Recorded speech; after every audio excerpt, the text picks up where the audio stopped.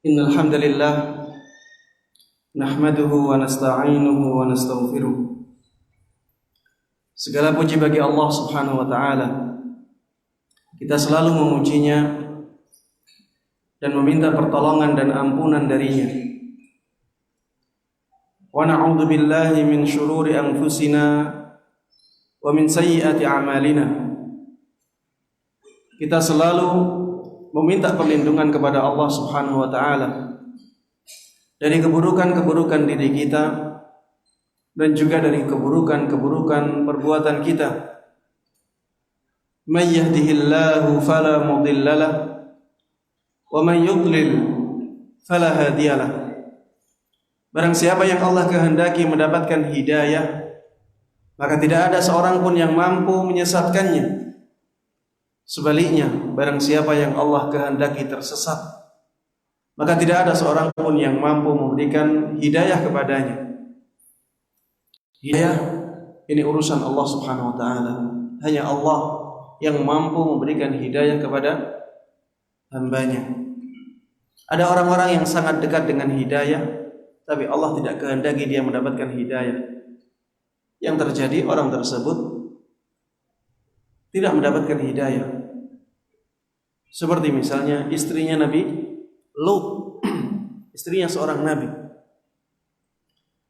Tapi ketika Allah Subhanahu wa taala tidak menghendaki dia mendapatkan hidayah, maka kafir. Istrinya Nabi Nuh juga demikian. Istri seorang nabi. Ayahnya Nabi Ibrahim. Ayahnya seorang nabi. Nabi Ibrahim sudah berusaha dengan sekuat tenaga untuk mendakwahi ayahnya, tapi Allah tidak menghendaki hidayah tersebut sampai ke hati ayahnya. Matinya kafir. Pamannya Nabi kita Muhammad sallallahu alaihi wasallam, Abu Talib, membela dakwah beliau mati-matian.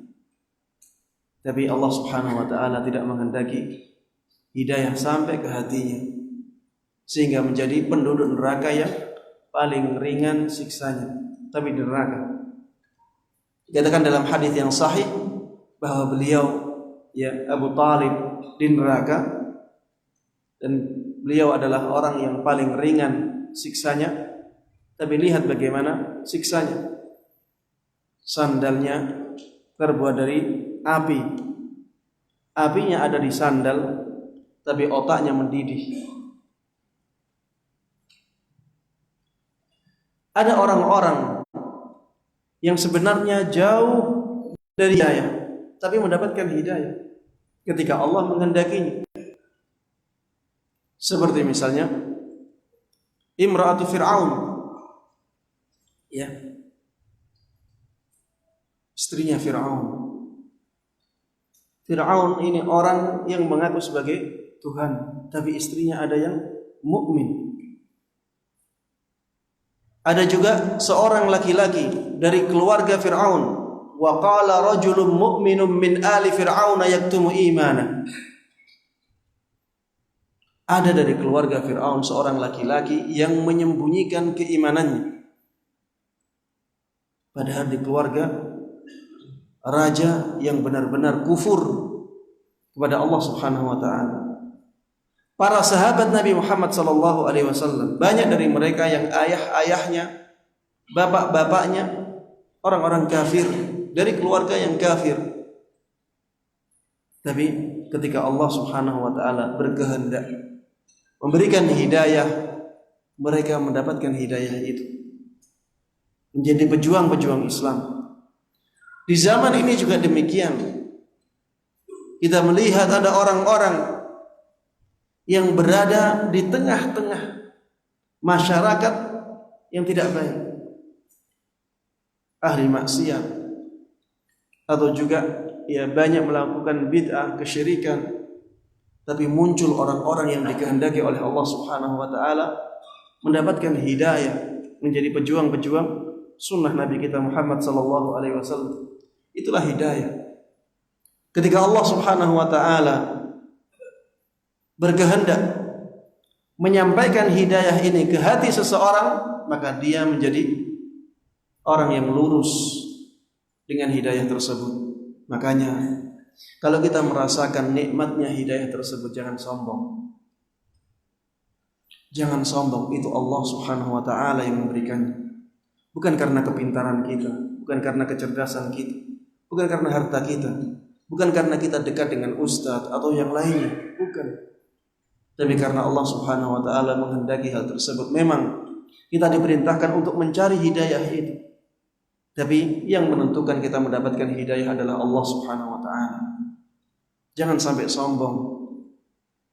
Dan harusnya kita selalu bersyukur kepada Allah Subhanahu wa taala karena hidayah itu benar-benar darinya. Wa nashhadu an la ilaha illallah wahdahu la syarika lah. Wa nashhadu anna Muhammadan 'abduhu wa rasuluh. Kita semuanya bersaksi bahwa tidak ada ilah, tidak ada sesembahan, tidak ada zat yang berhak diibadahi kecuali Allah Subhanahu wa taala, tidak ada sekutu baginya. Dan kita semuanya bersaksi bahwa Nabi Muhammad sallallahu alaihi wasallam adalah hamba dan utusan Allah Subhanahu wa taala. Beliau seorang hamba, sehingga jangan sampai dituhankan. Jangan sampai diperlakukan sebagai Tuhan. Jangan sampai dimintai hajat. Karena itu adalah hak istimewa Allah Subhanahu wa taala. Tapi beliau seorang rasul, sehingga jangan sampai direndahkan, jangan sampai dihinakan, jangan sampai ditolak satu kata pun dari beliau. Kita harus melakukan apapun yang dilakukan oleh beliau, apapun yang diperintahkan oleh beliau. Kita meninggalkan apapun yang dilarang oleh beliau. Kita percayai apapun yang datang dari beliau. Kita harus mencintai beliau. Kita harus menjunjung tinggi beliau. Kita harus taati beliau. Inilah konsekuensi keyakinan kita bahwa beliau adalah hamba dan utusan Allah Subhanahu wa taala. Beliau seorang hamba, jangan sampai dituhankan. Seorang rasul, jangan sampai didustakan. Allahumma salli wa sallim wa barik wa an'im ala abdika wa rasulika Muhammadin wa ala alihi wa sahbihi wa man tabi'ahum bi ihsanin ila yaumiddin. Semoga salawat, salam, keberkahan dan kenikmatan selalu terlimpahkan kepada hamba dan utusanmu ya Allah, Nabi Muhammad sallallahu alaihi wasallam. Begitu pula kepada seluruh keluarga beliau, seluruh sahabat beliau dan seluruh kaum muslimin yang mengikuti beliau dan para sahabatnya dengan baik hingga hari kiamat. Para jamaah kaum muslimin dan kaum muslimat yang semoga dimuliakan dan dirahmati oleh Allah Subhanahu wa taala, kajian kita akan mengambil tema bumi di bawah, langit di atas. Sebelum masuk ke dalam pembahasan ini, saya ingin mengingatkan kepada diri anak sendiri, begitu pula kepada hadirin dan hadirat semuanya tentang niat. Ketika kita belajar, aturlah niat sebaik mungkin. Jaga niat kita. Ketika kita belajar, itu adalah ibadah yang sangat mulia. Itu adalah kunci kebaikan. Dari situlah Allah Subhanahu wa taala meluaskan jalan kita menuju surga. Ini ibadah yang sangat mulia. Rasulullah sallallahu alaihi wasallam menyebut majelis ilmu sebagai taman-taman surga. Majelis ilmu sebagai taman-taman surga. Rasulullah sallallahu alaihi wasallam juga menyebutkan bahwa orang-orang yang berkumpul karena menuntut ilmu, karena majelis zikir, mengingatkan satu dengan yang lainnya untuk melakukan kebaikan. Orang-orang yang demikian dibangga-banggakan oleh Allah Subhanahu wa taala di hadapan para malaikatnya. Makanya para malaikat itu selalu menghadiri kajian-kajian ilmiah yang mengingatkan orang yang menghadirinya kepada kehidupan akhirat, kepada pentingnya beribadah kepada Allah Subhanahu wa taala, pentingnya mentauhidkan Allah Subhanahu wa taala, pentingnya mentaati Allah Subhanahu wa taala. Ini amalan ibadah yang sangat agung, oleh karenanya niatnya harus ikhlas. Bagaimana niat yang ikhlas dalam menuntut ilmu? Yang pertama, harapkanlah pahala hanya dari Allah Subhanahu wa taala. Yang kedua, niatkanlah untuk mengangkat kejahilan-kejahilan yang ada di hati kita. Yang ketiga, niatkanlah untuk menyebarkan ilmu tersebut dan mengamalkannya ketika sudah mendapatkannya. Inilah niat belajar yang baik, yang sesuai dengan syariat. Kita benar-benar mengharapkan pahala dari Allah, kemudian benar-benar ingin menghilangkan kejahilan yang ada di diri kita, kemudian mengamalkan dan menyebarkannya kepada orang-orang yang ada di sekitar kita. Kemudian yang kedua, saya ingin mengingatkan bahwa kajian ini akan membahas tentang nasihat. Akan ada hal-hal yang mungkin kita lakukan sendiri, yang harus dikoreksi. Oleh karenanya, jangan sampai merasa tersudutkan atau disalahkan. Ini nasihat. Ketika kita dinasihati oleh orang lain, ingatlah bahwa yang memberikan nasihat menginginkan kebaikan. Ini bentuk cinta, bentuk kasih sayang di antara kaum muslimin. Ini bentuk dari perintah Allah Subhanahu wa taala, wa dzakir fa inna dzikra tanfa'ul mu'minin. Berikanlah peringatan, berikanlah pengingat. Sesungguhnya pengingat itu bermanfaat bagi kaum mukminin. Inilah yang menjadikan kita keluar dari kerugian yang nyata. Sebagaimana Allah firmankan di dalam surat Al-Asr, wal 'asr innal insana lafi khusr. Demi waktu asar, sesungguhnya semua manusia itu berada dalam kerugian. Sesungguhnya semua manusia itu berada dalam kerugian. Illal ladzina amanu, kecuali orang-orang yang beriman, wa 'amilus shalihat, dan orang-orang yang melakukan amal saleh, wa tawasau bil haq, dan saling mengingatkan dalam kebenaran. Inilah nasihat. Wa tawasau bis sabr, dan saling mengingatkan dalam kesabaran. Saya ingatkan seperti ini agar kita hatinya terbuka. Ambillah nasihat ini sebagai wujud dari kasih sayang seorang muslim kepada muslim yang lainnya. Kajian ini akan membahas tentang koreksi-koreksi dari praktek-praktek yang banyak terjadi di masyarakat.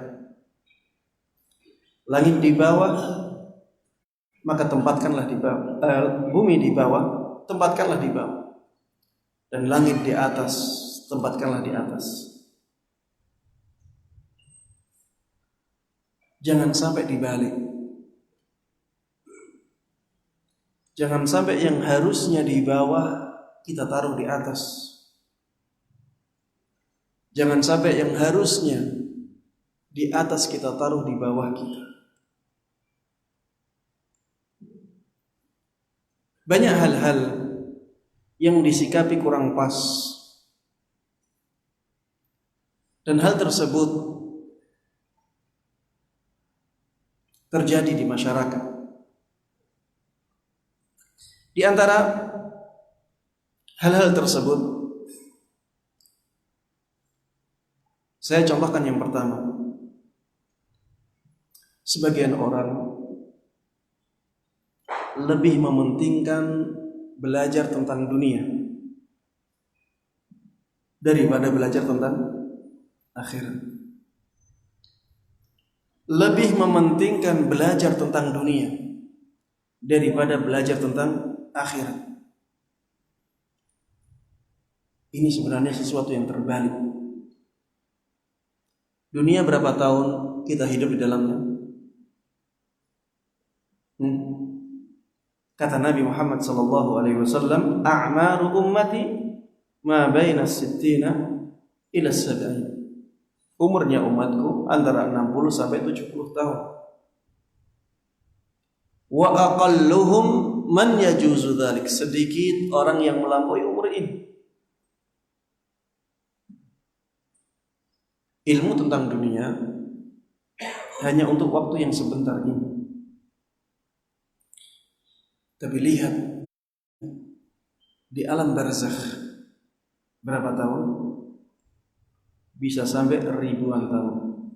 Kita sekarang melihat sendiri, ada orang-orang yang dikuburkan kuburannya sampai di zaman kita. Kuburannya Nabi kita Muhammad sallallahu alaihi wasallam 1400 tahun lebih yang lalu. Kuburannya para sahabat sampai sekarang masih ada. Lama. Kuburan orang-orang ya yang ada di sekitar kita pun ya, ada orang yang sangat lama, kuburannya masih ada. Lama sekali. Dan itu dipengaruhi oleh ilmu agama kita. Setelah alam barzakh ada padang mahsyar. 1 hari, tapi lamanya sampai 50.000 tahun. Dipengaruhi oleh ilmu agama. Setelah itu surga atau neraka. Selama-lamanya, tidak ada batas waktu. Dipengaruhi oleh ilmu agama. Coba bayangkan ada orang yang belajar ilmu dunia saja, kemudian dia mati. Hanya ilmu dunia saja, sebagaimana orang-orang kafir. Apa yang dia dapatkan? Kenikmatan dunia hanya sementara. Setelah itu di alam barzakh tersiksa, di padang mahsyar tersiksa, di neraka. Na'udzubillah min dzalik. Sebagian kaum muslimin ada yang demikian juga. Lebih mementingkan belajar dunia daripada belajar tentang agama, tentang akhirat dia. Kalau masalah ilmu dunia, cari yang favorit, sekolah-sekolah favorit. Kalau dalam masalah ilmu agama, cukup ngaji di masjid. Gratisan. Itu pun masih jarang yang hadir.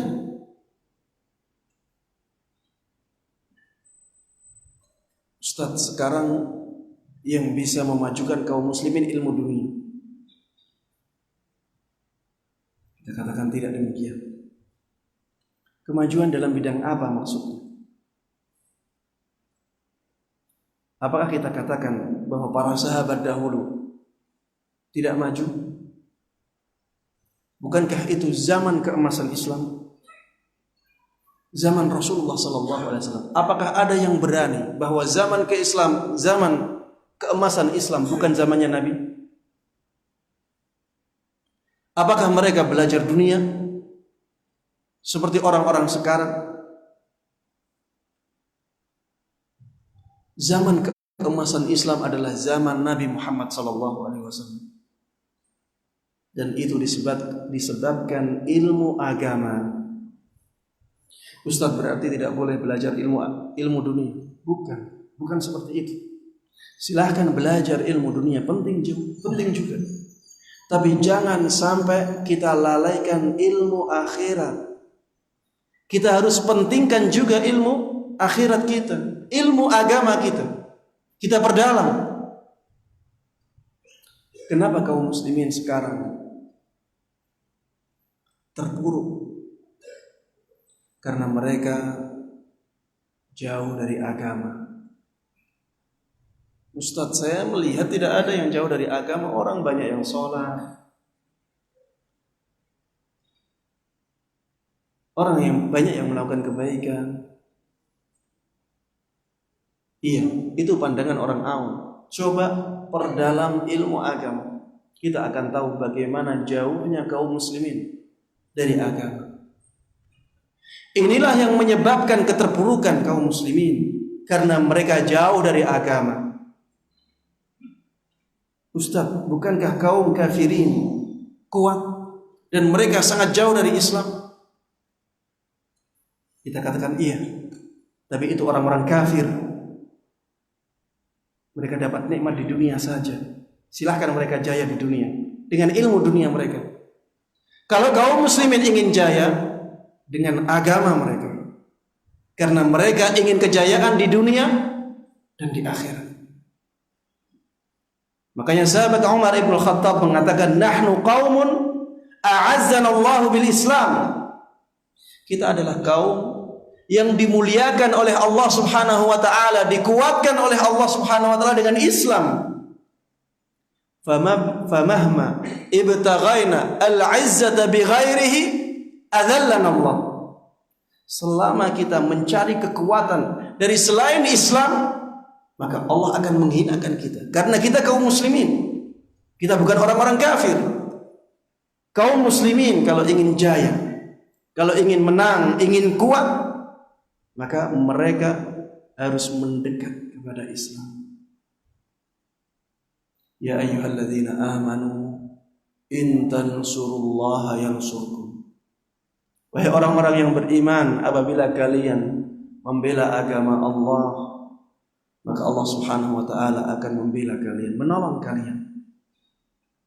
Dan ini harus dibuktikan dengan mendekatnya kaum muslimin kepada Islam. Yang pertama ya, yang harus dikoreksi apabila ada yang terjatuh ke dalam kesalahan seperti ini, pentingkan belajar agama Islam. Tentunya belajar agama yang sesuai dengan sunnah Nabi kita Muhammad sallallahu alaihi wasallam. Yang kedua, sebagian kaum muslimin tidak melihat pentingnya belajar tauhid, belajar akidah. Sebagian kaum muslimin melihat akidah itu saja, tauhid itu saja, sehingga malas-malasan untuk belajar akidah dan tauhid. Ini juga pola pikir yang terbalik. Kenapa terbalik, Ustaz? Belajar agama bukankah baik, Ustaz? Dan ilmu agama itu banyak. Belajar fikih, ya belajar usul fikih, belajar ilmu-ilmu agama yang lainnya. Itu kan baik, Ustaz. Iya, baik, benar. Tapi ada yang lebih baik. Yang lebih baik adalah belajar akidah dan tauhid. Dipentingkan itu. Kuatkan masalah akidah. Kuatkan tauhid Anda.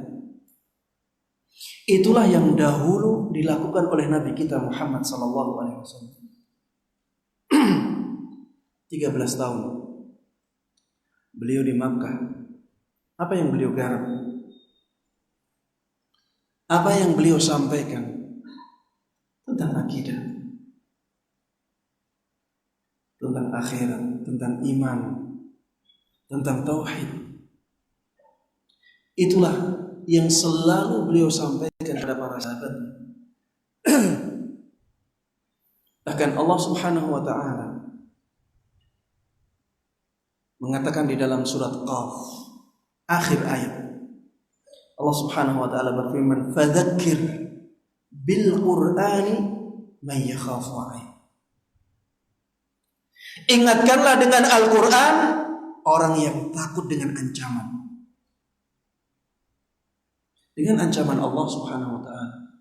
Tidak lain orang-orang yang demikian adalah orang yang akidahnya kuat. Kalau akidahnya tidak kuat, dia tidak akan takut kepada hari akhir. Dia tidak akan takut dengan azab di kubur. Tidak akan takut dengan azab neraka kalau akidahnya tidak kuat. Al-Quran ini bisa bermanfaat ketika akidah kita kuat. Ketika akidahnya lemah, maka manfaat Al-Quran juga semakin lemah. Semakin lemah akidahnya, manfaat Al-Quran bagi dia semakin lemah. Kalau Al-Quran yang merupakan firman Allah Subhanahu wa ta'ala dipengaruhi oleh akidah seseorang, bagaimana dengan perkataan orang lain yang derajatnya jauh di bawah firman Allah Subhanahu wa taala? Apa gunanya nasihat seperti ini kalau akidah seseorang tidak kuat?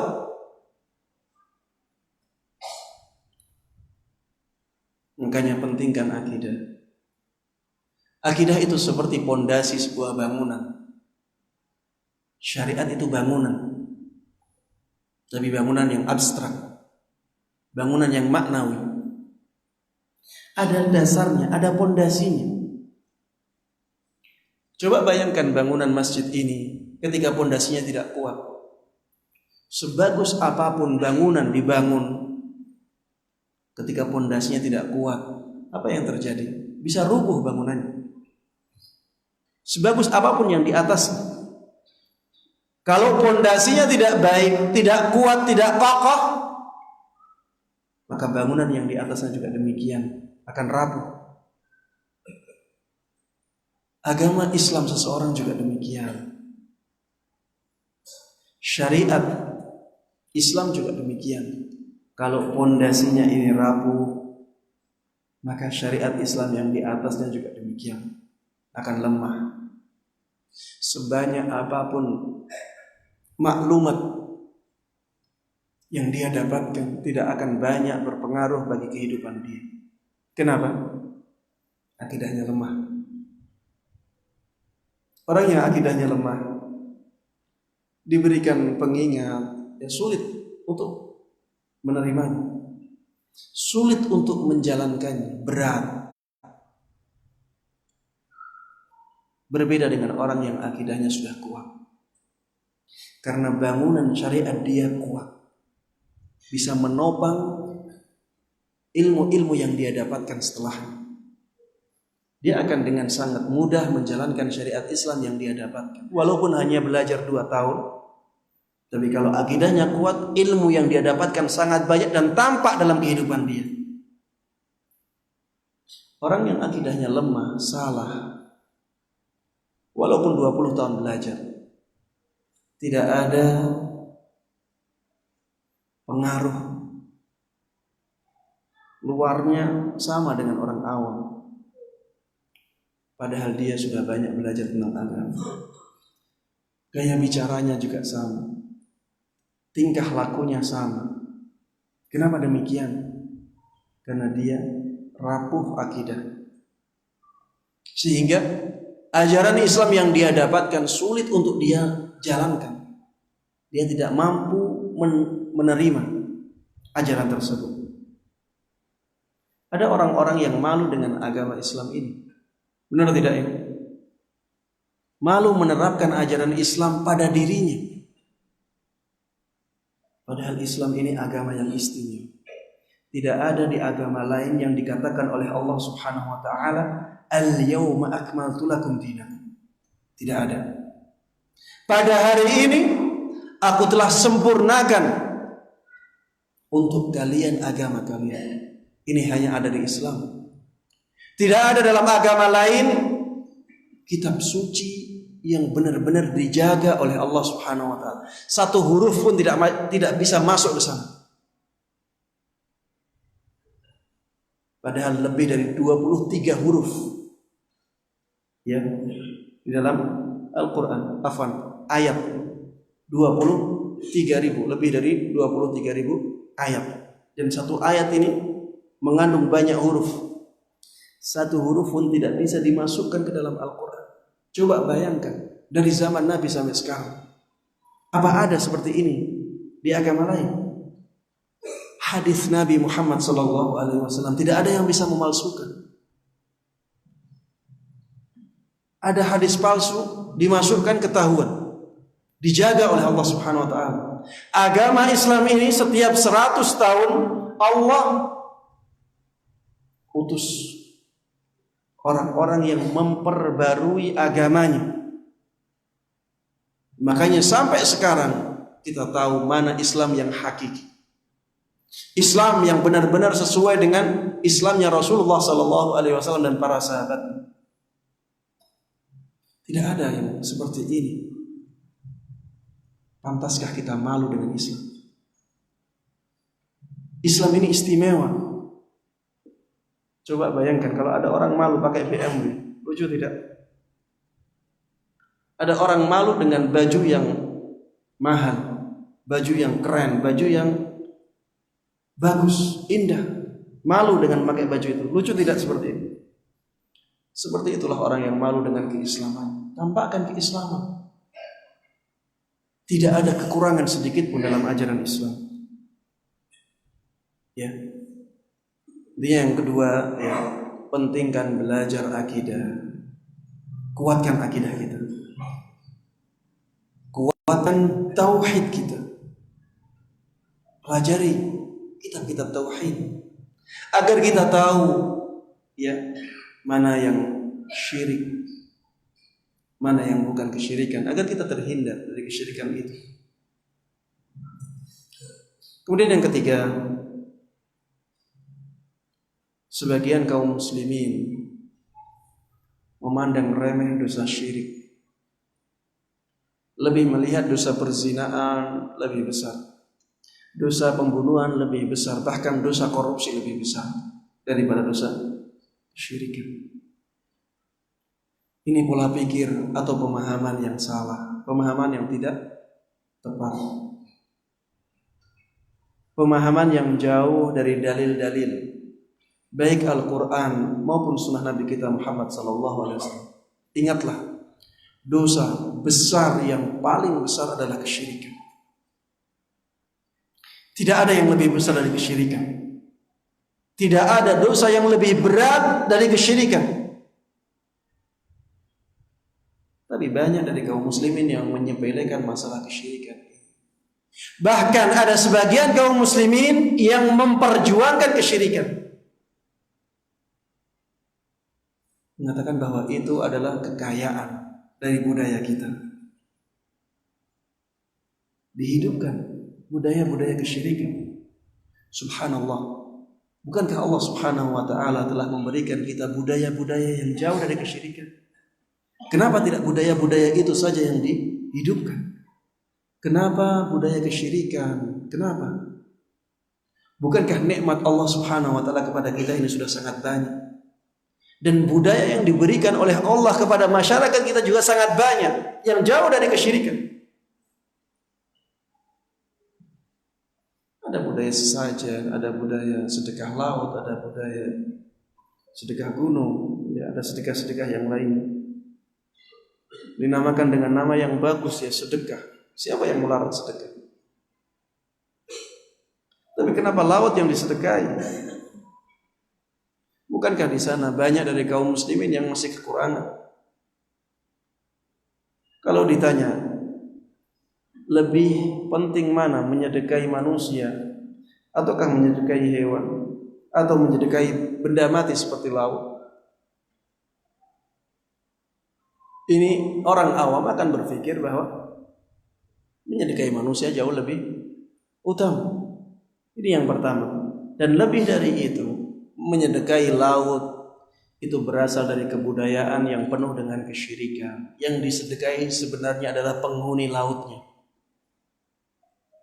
Itu sebenarnya adalah bentuk sesajen. Ini diperjuangkan padahal kesyirikan. Dan kesyirikan adalah dosa besar yang paling besar, yang paling dimurkai oleh Allah Subhanahu wa ta'ala.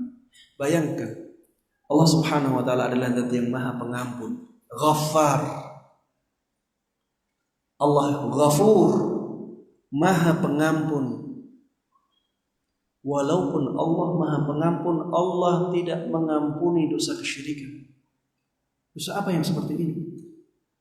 Allah maha pengampun tapi tidak sudi mengampuni kesyirikan. Innallaha la yaghfiru an yushraka bih. Allah tidak mau mengampuni apabila dia disekutukan. Wa yaghfiru ma duna dzalika liman yasha. Dan Allah akan mengampuni dosa-dosa yang dibawa kesyirikan. Tidak hanya tidak mau mengampuni, Allah akan menghapuskan pahala yang telah dilakukan, didapatkan orang tersebut ketika dia terjatuh ke dalam kesyirikan. Dosa apa yang seperti ini? La in asyrakta la yahbatanna 'amalu. Apabila engkau wahai Muhammad melakukan kesyirikan, seruan ini diarahkan ke siapa? Ke Nabi Muhammad sallallahu alaihi wasallam, makhluk Allah yang paling mulia. La in asyrakta la yahbatanna 'amaluk. Apabila engkau wahai Muhammad melakukan kesyirikan, semua amalmu akan terhapuskan. Wa la takunanna minal khasirin, dan engkau benar-benar akan menjadi orang-orang yang merugi. Dosa yang seperti ini banyak yang disepelekan. Allah tidak mau mengampuni, padahal Dia adalah Zat yang Maha Pengampun. Dan tidak hanya itu, Allah sangat murka sampai menghapuskan semua pahala yang dilakukan oleh orang tersebut. Makanya setan sangat semangat sekali menjatuhkan seseorang ke dalam kesyirikan ini. Biarkan dia beribadah 30 tahun, saya jatuhkan ke dalam kesyirikan satu kali sudah hilang semuanya. Biarkan dia beribadah 60 tahun, yang penting saya bisa menjatuhkan dia ke dalam kesyirikan, hilang semua. Dosa kesyirikan ini jauh lebih besar daripada dosa pembunuhan, daripada dosa perzinahan. Tidak menyepelekan dosa pembunuhan. Kita bukan sedang menyepelekan dosa-dosa pembunuhan, dosa perzinahan, dosa besar yang lain, tidak. Tapi di sini kita sedang menjelaskan tentang tingkatan dosa-dosa. Tingkatan yang tertinggi, yang paling dimurkai oleh Allah Subhanahu wa taala adalah dosa kesyirikan. Rasulullah sallallahu alaihi wasallam lalu telah bersabda, "Ala unabbiukum bi akbaril kaba'ir?" Tidak maukah kalian aku kabarkan tentang dosa besar yang paling besar? Rasulullah ulangi sabda ini sampai 3 kali. Setelah itu Rasulullah sallallahu alaihi wasallam mengatakan, al-isyraku billah, berbuat kesyirikan kepada Allah Subhanahu wa taala. Inilah dosa besar yang paling besar. Oleh karenanya, ya, kita harus memperhatikan dosa besar ini. Kalau terjadi di masyarakat kita, berusahalah untuk mengingkarinya. Berikan perhatian khusus. Jangan sampai dosa besar yang paling dimurkai oleh Allah Subhanahu wa taala ini merajalela di tengah-tengah kaum muslimin. Semakin besar perjuangan kita kepada Islam, maka Allah Subhanahu wa taala semakin memuliakan kita. Kemudian yang keempat, sebagian orang lebih mengejar dunia daripada mengejar akhirat. Lebih mengejar dunia daripada mengejar akhirat. Kalau masalah dunia, masalah uang, masalah harta, semangatnya minta ampun. Dan dilakukan sebaik mungkin. Kalau masalah ibadah, ya, yang penting tidak meninggalkannya. Sholat yang penting tidak meninggalkan sholat. Tidak usah di masjid. Sholat yang penting melakukan yang wajib-wajib saja, yang sunnah tidak usah. Yang penting sah sholatmu. Tapi kalau masalah dunia, yang terbaik yang dipilih. Ke rumah sakit, kalau bisa ke rumah sakit, dia mampu punya uang, yang paling baik dia akan ke sana. Ke bengkel memperbaiki mobilnya, kalau dia tahu bengkel terbaik, dia ke sana walaupun lebih mahal. Dia mampu. Tapi masalah akhirat tidak demikian dia. Lebih mengejar dunia daripada akhirat. Dan ini sangat jauh dari anjuran atau arahan Allah Subhanahu wa taala. Lihatlah bagaimana Allah Subhanahu wa taala mengarahkan kita. Allah Subhanahu wa taala berfirman dalam surat Al-Qasas, "Wabtaghi fima ataakallahu ad-daral akhirah." Carilah dengan nikmat yang diberikan oleh Allah Subhanahu wa taala kepadamu kehidupan akhirat. Carilah kehidupan akhirat dengan nikmat-nikmat yang Allah berikan kepadamu. Wala tansa nasibaka minad dunya. Jangan engkau lupakan bagianmu dari dunia ini. Yang pertama apa? Akhirat. Ini harusnya yang menjadi fokus. Fokus kita harusnya fokus akhirat. Keduniaan apapun yang kita lakukan, kita niatkan untuk akhirat. Kita kerja, niatkanlah untuk kebaikan agar bisa menjadi amalan akhirat. Dan kerja ini berapa jam kita lakukan? 8 jam. Ada yang lebih dari itu. Coba bayangkan kalau kita niatkan pekerjaan tersebut dengan niat yang baik, mencarikan nafkah untuk anak istri, yang istrinya di rumah, ya sibuk di rumah dengan pekerjaan, kita niatkan untuk berkhidmah kepada suami, untuk menjadikan anak-anak menjadi anak-anak yang baik, yang saleh. Berapa pahala yang akan didapatkan? Ya, jadikanlah kesibukan-kesibukan dunia kita, ya, jadikanlah sebagai kesibukan akhirat dengan niat yang baik. Ya, intinya jadikan akhirat sebagai fokus utama. Tujuan utama kita hidup di dunia ini untuk apa? Untuk akhirat. Allah Subhanahu wa taala berfirman dalam surat Adz-Dzariyat, "Wa ma khalaqtul jinna wal insa illa liya'budun." Aku tidaklah ciptakan jin dan manusia kecuali untuk beribadah kepadaku. Ibadah ini masalah dunia apa akhirat? Pantaskah kita lupakan akhirat itu?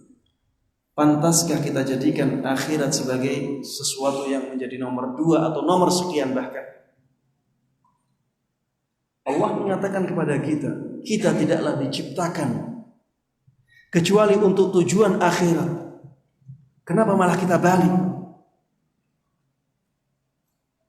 Yang harusnya di atas kita, kenapa kita jadikan di bawah? Yang harusnya kita junjung tinggi, kenapa kita injak? Makanya ya, ubah pola pikir yang seperti ini. Yang penting di dunia ini akhirat kita beres, akhirat kita baik, akhirat kita mulia. Kalau kita bandingkan, sungguh sangat tidak pantas kita lebih mementingkan dunia daripada akhirat. Sungguh sangat tidak pantas. Coba bandingkan kenikmatan dunia dengan kenikmatan akhirat. Coba bandingkan. Di dunia, sekaya apapun orang, pasti ada sesuatu yang tidak bisa dia wujudkan. Sekaya apapun dia, ada unek-unek di dalam dirinya, keinginan dia yang tidak tercapai. Di akhirat tidak ada yang seperti ini. Wa fiha ma tashtahihi al-anfus. Kata Allah Subhanahu wa taala dalam Al-Qur'an, di dalam surga ada apapun yang diinginkan oleh jiwa. Apapun yang diinginkan oleh jiwa ada di dalam surga. Semua keinginan penduduk surga tercapai. Apakah pantas kita menduakan surga kita, menjadikan nomor 2 atau bahkan nomor sekian? Sangat tidak pantas. Afwan, adzan. Coba di adzan dulu, nanti kita akan teruskan.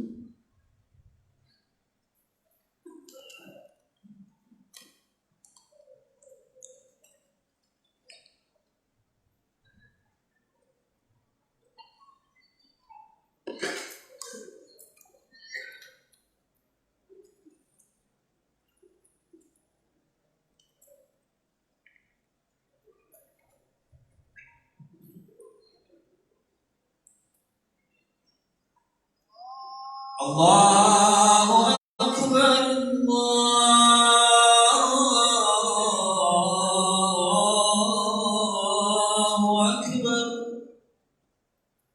Allah.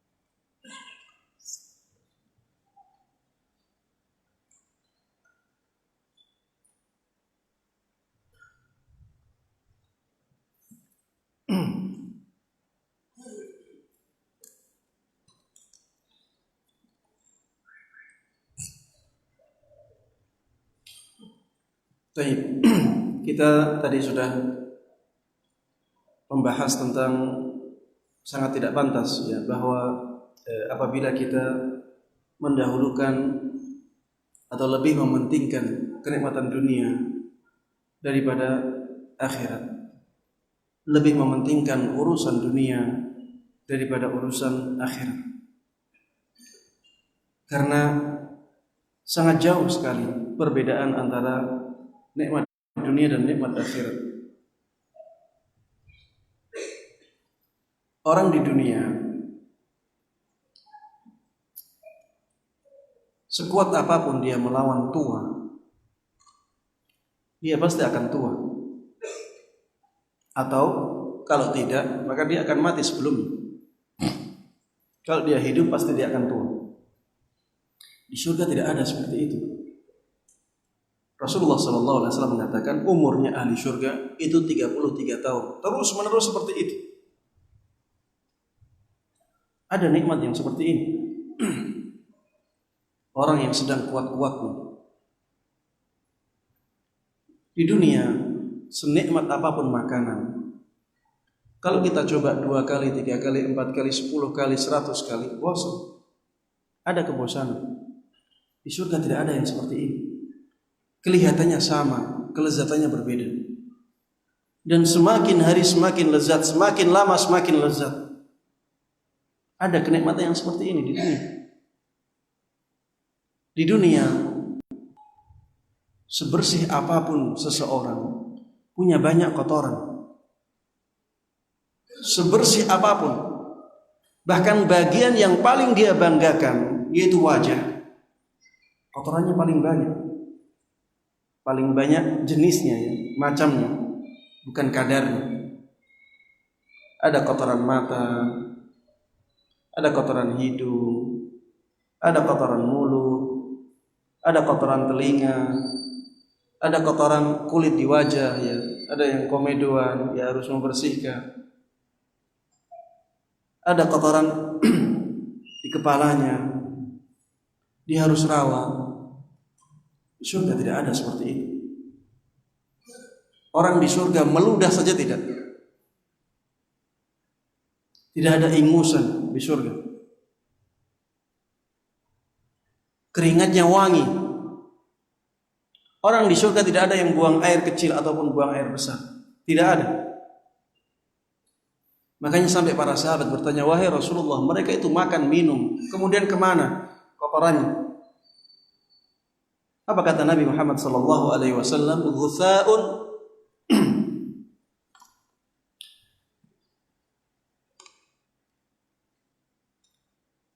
kata Nabi Muhammad SAW, jusha'un wa rashhun karashhil misk.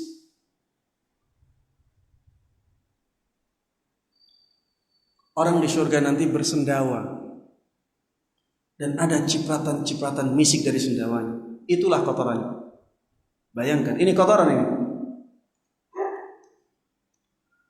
Wanginya wangi.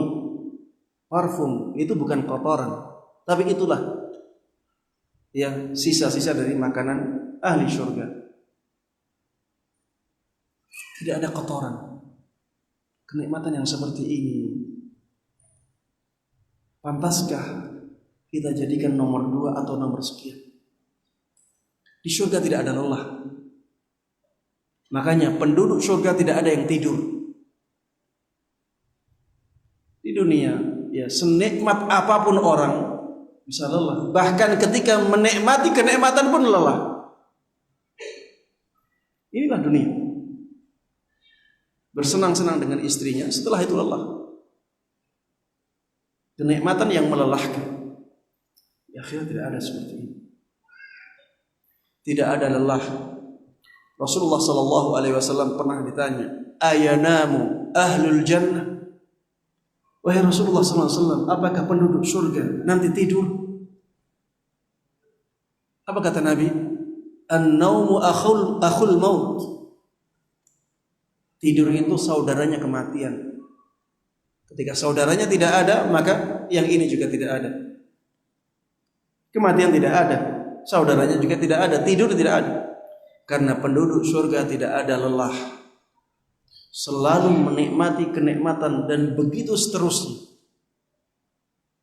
Kenikmatan yang sempurna seperti ini, pantaskah kita duakan? Pantaskah kita jadikan nomor 2, nomor 3, nomor 4? Bahkan ada yang tidak berpikir sama sekali tentang kenikmatan akhir. Ya, intinya jangan sampai kita lebih mementingkan dunia, pentingkanlah akhirat. Ketika kita melakukan kegiatan-kegiatan yang berhubungan dengan dunia, maka sertakan akhirat di sana.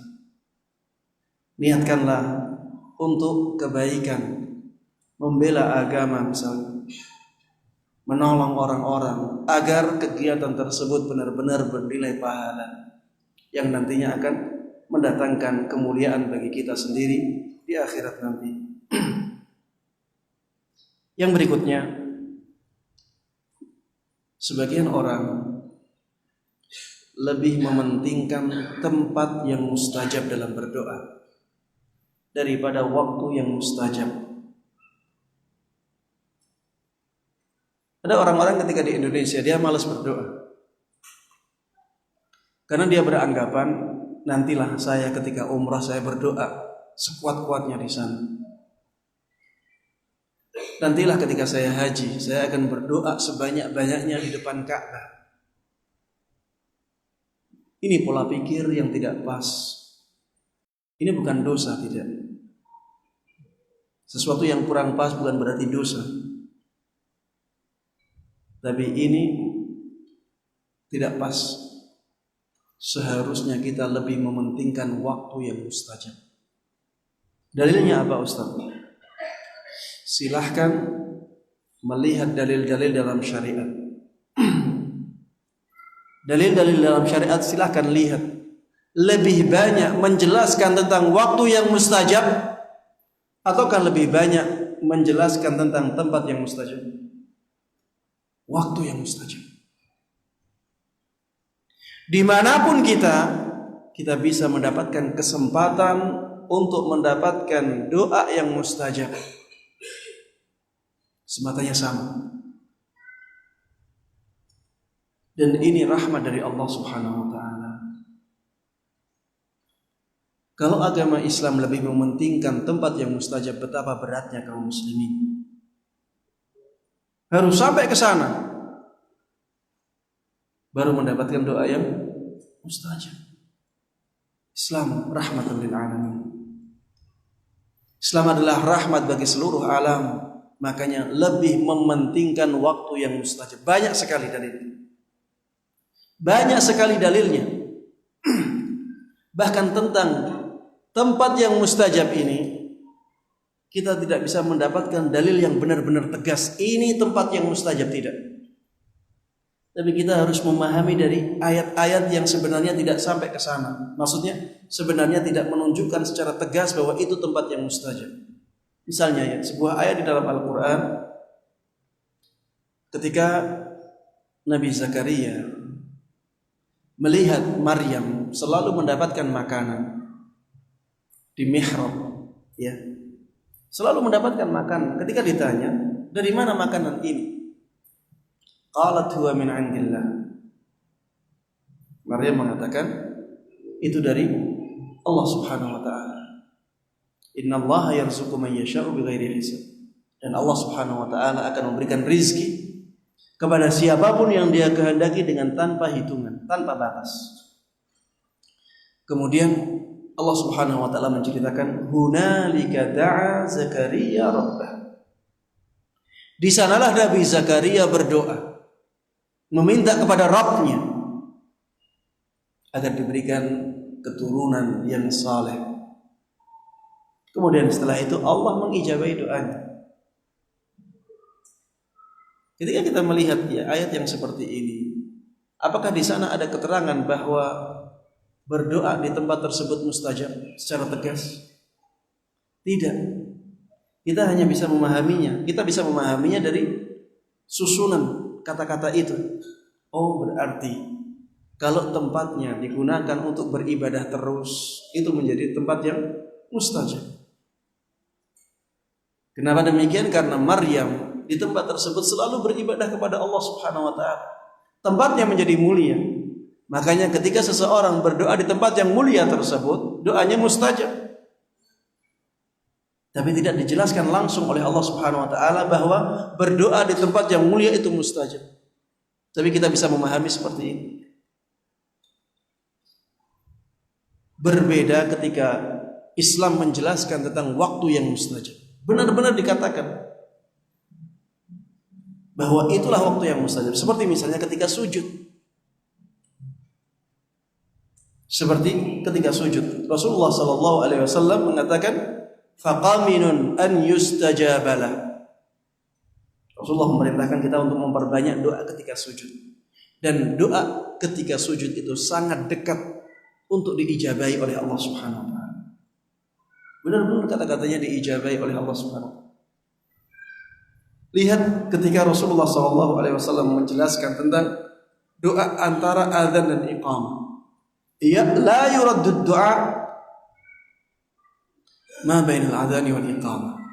Doa yang dipanjatkan antara adzan dan iqamah itu tidak akan ditolak oleh Allah Subhanahu wa taala. Jelas kata-katanya, tidak akan ditolak berarti mustajab.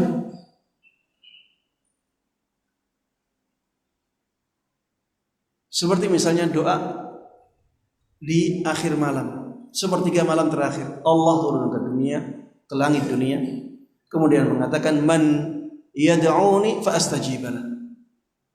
Siapapun yang berdoa kepada aku, meminta sesuatu, aku akan mengijabahinya. Yang berkaitan dengan waktu, banyak sekali keterangan tentang mustajabnya sebuah doa. Tapi yang berkaitan dengan tempat, maka kita sulit untuk mendapatkan keterangan bahwa tempat itu tempat yang mustajab, kecuali dengan memahami hal-hal yang seperti tadi, yang memahami dengan susunan kata-katanya, susunan kalimatnya, kita memahami bahwa itu tempat yang mustajab. Makanya berdoa di depan Ka'bah, iya benar mustajab, karena tempat tersebut adalah tempat yang paling mulia di bumi ini. Berdoa di tempat yang paling mulia tentunya sangat mustajab. Berdoa di Raudhah menjadi mustajab karena demikian. Raudhah adalah tempat yang paling mulia di Masjid Nabawi. Maka berdoa di tempat itu menjadi sangat mustajab. Berdoa di masjid, masjid tempat yang mulia, lebih mustajab daripada berdoa di tempat lain. Ya, karena alasan tadi kemuliaan tempat itu. Tapi dalil yang menjelaskan tentang waktu ini jauh lebih banyak. Makanya seharusnya kita lebih mementingkan tentang waktu yang mustajab daripada tempat yang mustajab. Jangan menunggu orang-orang umrah kemudian titip doa. Tidak usah. Kita alhamdulillah diberikan kesempatan oleh Allah Subhanahu wa taala ya untuk mendapatkan doa yang mustajab dimanapun kita. Di Indonesia pun kita mendapatkan kesempatan itu. Berdoa ketika sujud, kita bisa sujud di Indonesia, bisa tidak? Dan ketika itu doanya mustajab. Antara dua azan di Indonesia ada dua azan. Di antaranya adalah waktu yang mustajab. Di sepertiga malam terakhir itu juga waktu yang mustajab. Ketika kita puasa, kita bisa puasa di Indonesia, dan ketika puasa doa seseorang bisa mustajab. Ya. Banyak sekali waktu-waktu yang apalagi hujan. Banyak sekali turun hujan di Indonesia. Dan ketika turun hujan, ya doa kita menjadi mustajab. Makanya harus kita ubah pola pikir kita, jangan sampai kita lebih mementingkan tempat yang mustajab daripada waktu yang mustajab. Ya seharusnya kita mencari-cari waktu tersebut dan berusaha untuk terus berdoa kepada Allah Subhanahu wa taala apa yang kita inginkan. Kemudian yang berikutnya, sebagian kaum muslimin lebih banyak menggunakan Al-Quran untuk mayit daripada menggunakan Al-Quran untuk dirinya yang masih hidup. Allah a'lam di tempat ini, saya tidak tahu ya. Tapi di tempat saya Al-Quran lebih banyak digunakan untuk mayit daripada digunakan untuk orang yang hidup. Ketika berziarah dibaca Al-Quran, dia jarang sekali membaca Al-Quran di rumah. Tapi ketika ziarah di kuburan dia baca untuk mayit. Ketika membaca Al-Quran, setelah itu membacanya di rumah, setelah itu dia hadiahkan kepada siapa yang mati. Ketika ada orang yang terkena musibah, ada saudaranya yang meninggal, rumahnya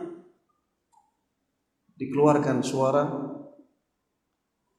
ayat murattal untuk menunjukkan bahwa tempat tersebut ada kematian. Di tempat saya seperti itu, wallahu a'lam di sini. Kalau kita mendengar ada bacaan Al-Quran di sebuah rumah, ya, itu biasanya karena ada kematian di sana. Al-Quran tidak ditadabburi,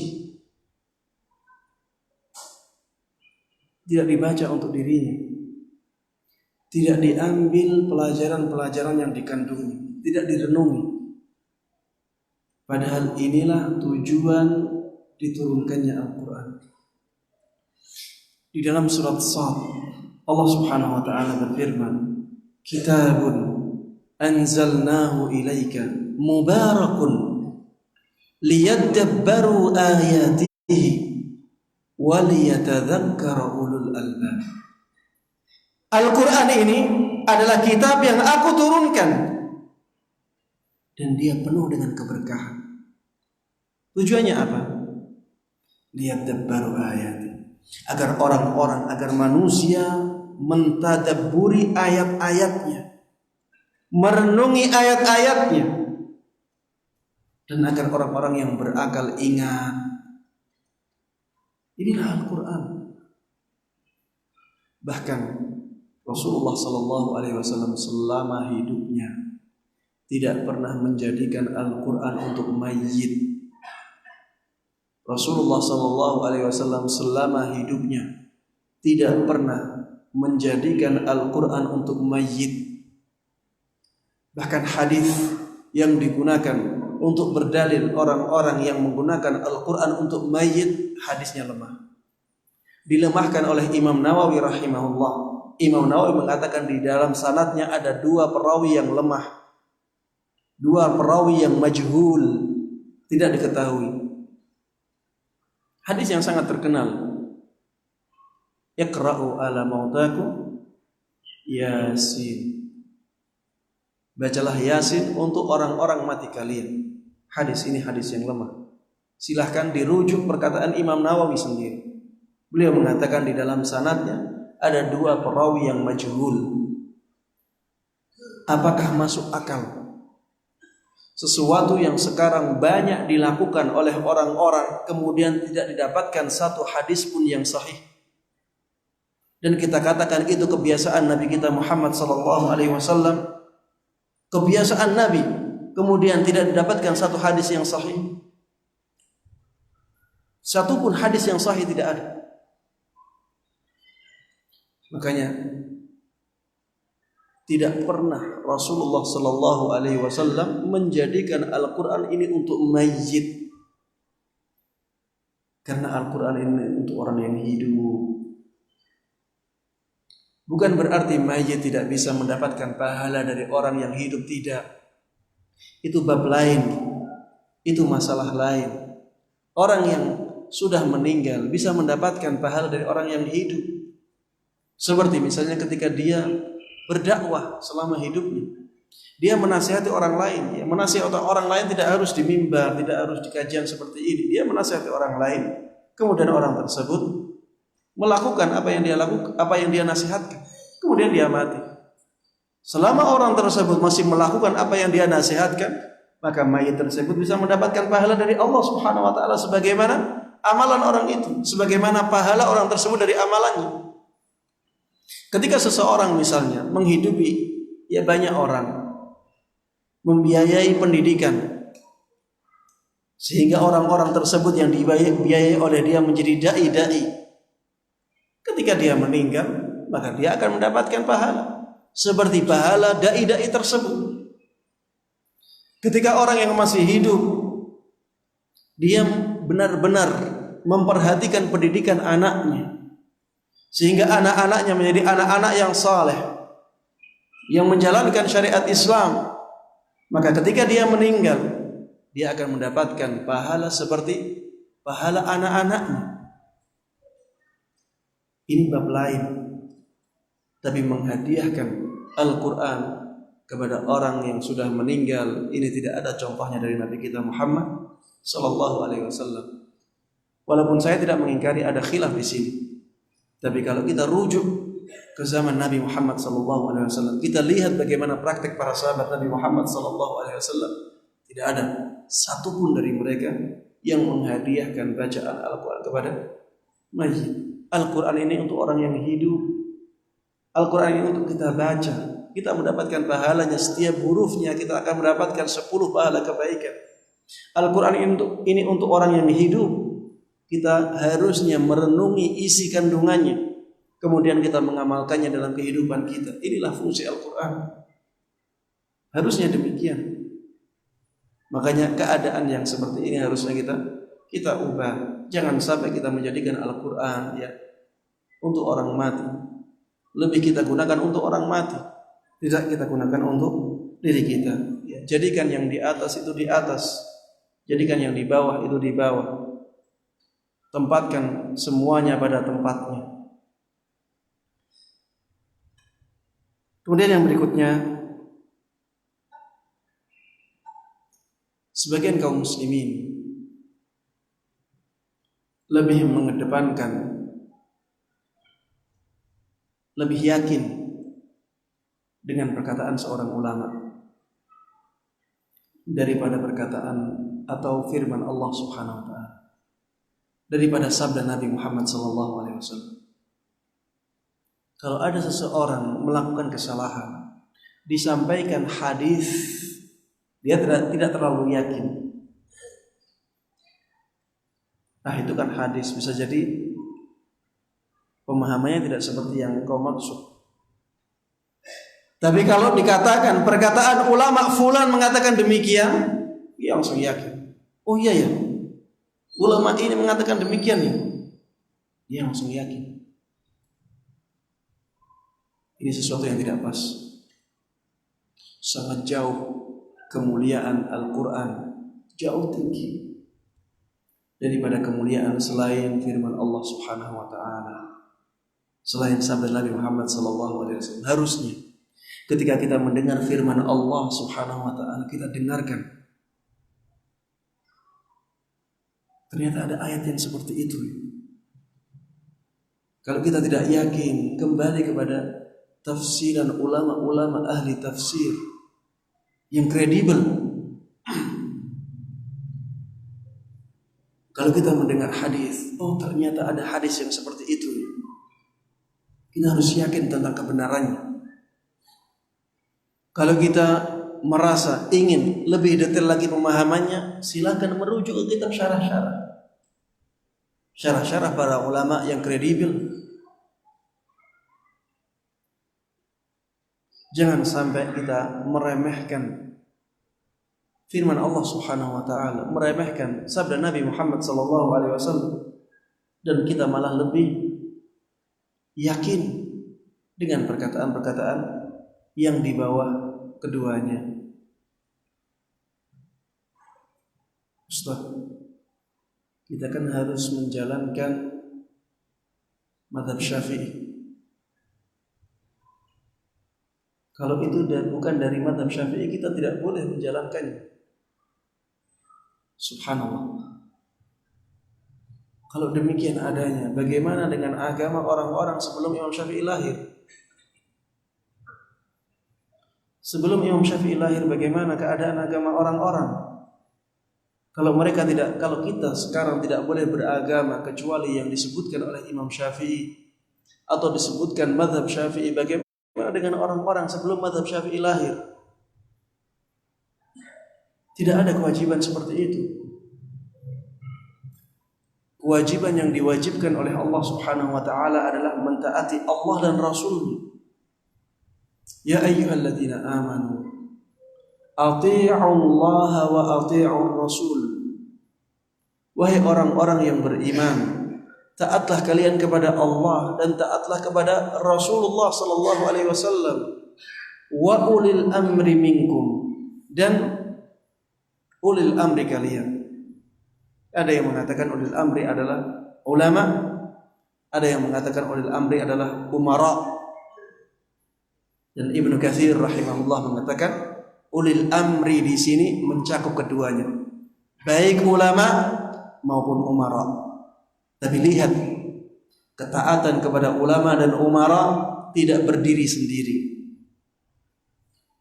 tapi harus sesuai dengan Al-Quran dan Sunnah.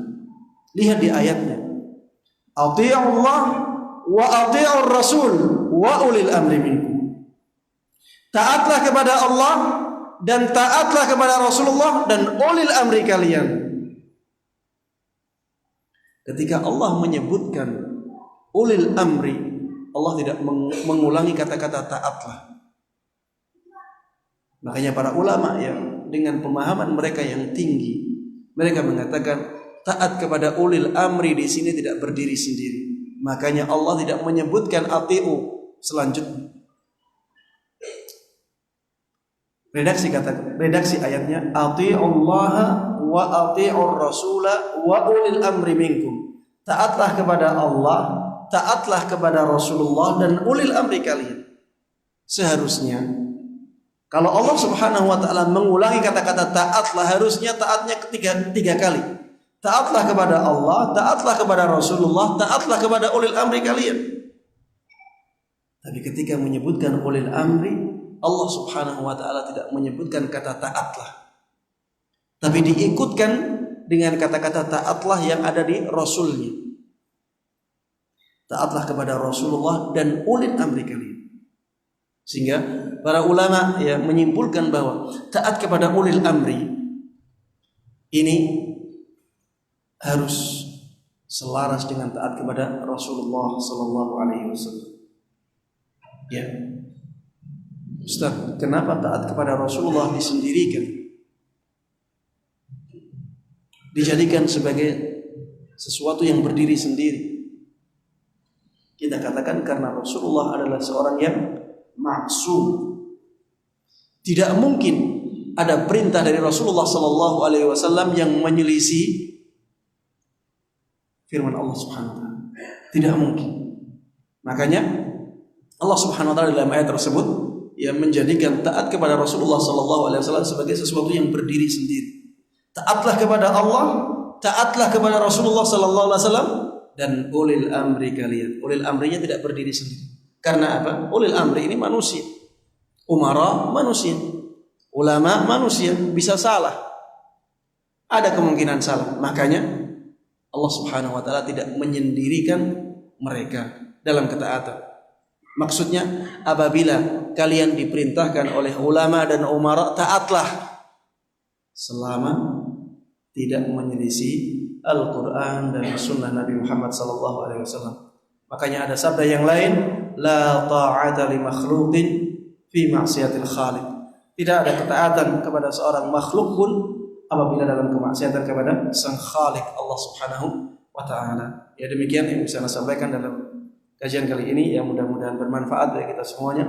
Mudah-mudahan Allah berkahi ilmu kita, ya mudah-mudahan hati kita bisa terbuka dengan nasihat ini dan bisa mengamalkan dalam kehidupan nyata, kehidupan kita di dunia, yang dengannya mudah-mudahan Allah Subhanahu wa taala memuliakan kita di dunia ini dan di akhirat nanti. Amin amin ya rabbal alamin. Sallallahu wasallam wa baraka ala nabiyyina Muhammadin wa ala alihi wa sahbihi wa man tabi'ahum bi ihsan ila yaumiddin. Walhamdulillahi rabbil alamin. Baik, kita langsung saja melakukan salat Isya ya, karena sudah jam 8. Dan mari kita tutup kajiannya dengan doa kafaratul majlis.